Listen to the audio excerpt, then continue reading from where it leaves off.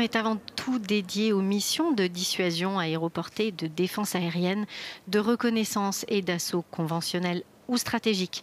Les performances artistiques du Solo Display n'occultent donc pas les capacités opérationnelles du Rafale. L'avion que vous avez vu est un outil de travail.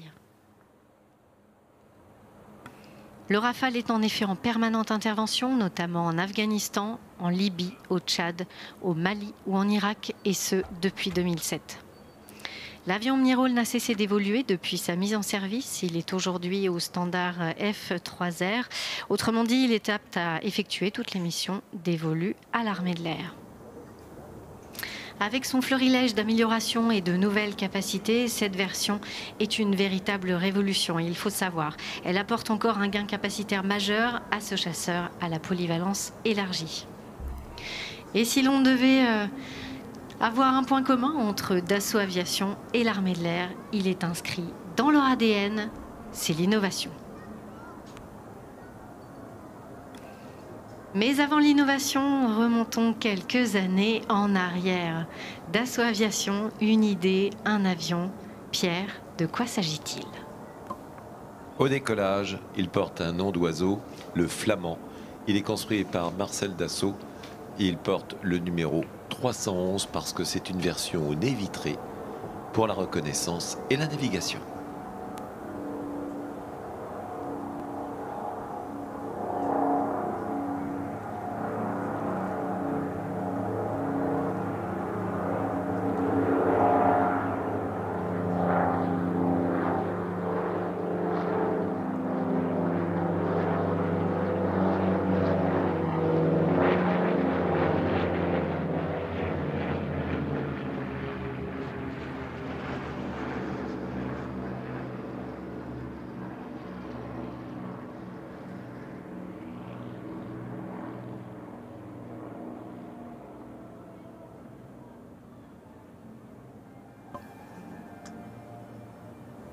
Au son des moteurs Renault en ligne inversée, un avion qui est le Dassault 311 et il appartient à l'amicale des avions anciens d'Albert. C'est basé à l'aéroport d'Albert-Picardie, c'est dans la Somme.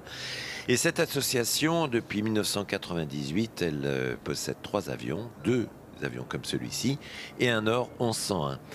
40 membres, sont tous bénévoles, un président, Grégoire Marquilly, et cet avion qui est présenté porte le numéro 260, c'était donc le 260e qui a été construit.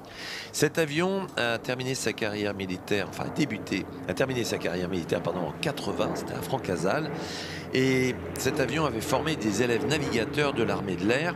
On le voit, cet avion au nez vitré permettait à un navigateur d'être situé dans cette bulle, et également il était...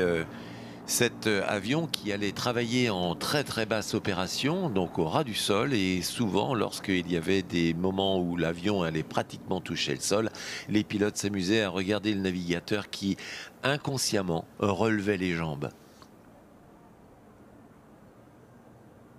Le pilote, il s'appelle Jean-Claude Mercier, il a 43 ans. C'est un homme qui nous vient de Cambrai, c'est un ingénieur aéronautique de l'Estaca. Et il a fait le recrutement cadet à Air France en 99 et aujourd'hui, eh bien, il pilote des gros avions pour vous emmener à l'autre bout du monde dans cette belle compagnie aérienne.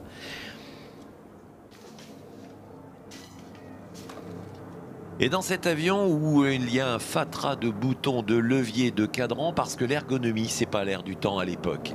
Il y a un aide mécanicien, il s'appelle Morgan Hugon, il est mécanicien responsable technique et il est responsable du handling à l'aéroport d'Albert.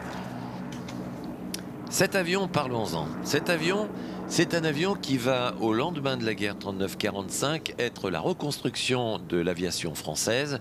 Marcel Dassault revient de Buchenwald, il reprend les commandes de son entreprise et on demande à ce qu'il y ait un avion qui puisse faire de la formation pour les pilotes, que ce soit des navigateurs également.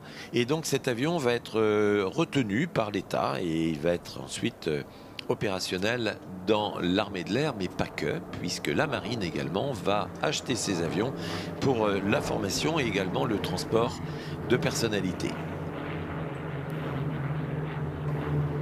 Un avion construction entièrement métallique et c'est la première fois qu'on aura des vitrages qui seront en matière plastique et donc on abandonne le verre. On met du matériel beaucoup plus soft, plus léger également.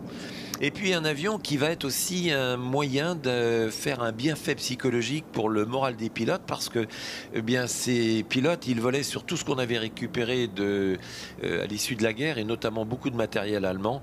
Et donc pour eux, enfin, c'était revenir à la source et donc voler sur des avions parfaitement français. 72 vont donc voler. L'entraînement, le bombardement, les liaisons et puis 144 exemplaires qui vont être construits pour être utilisés par l'aéronautique navale qui vont en posséder une centaine, un peu plus, je crois que c'est 135 pour toujours des missions d'entraînement, de liaison, de transport mais également de patrouille côtière. Une poignée d'entre eux, du reste, seront affectés à la flottille 14F, les mêmes que l'on verra tout à l'heure. La même flottille qui était utilisée avec des F4U, les fameux corsaires. Le train et le volet est sorti à l'atterrissage, cet avion.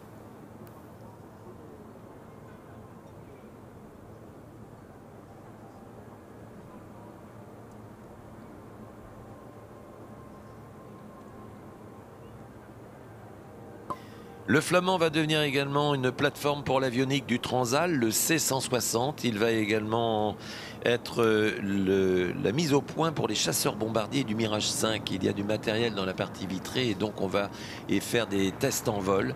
Et puis cet avion va quitter le service en 1983. Ce seront les Nord 262 qui prendront le relais.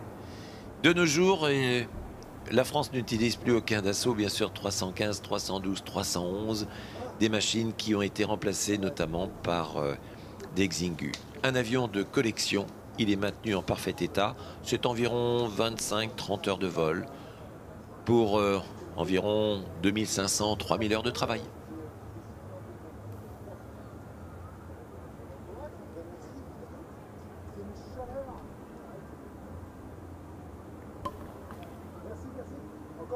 Le pilote Claude Mercier, il vient de contrôler la vitesse.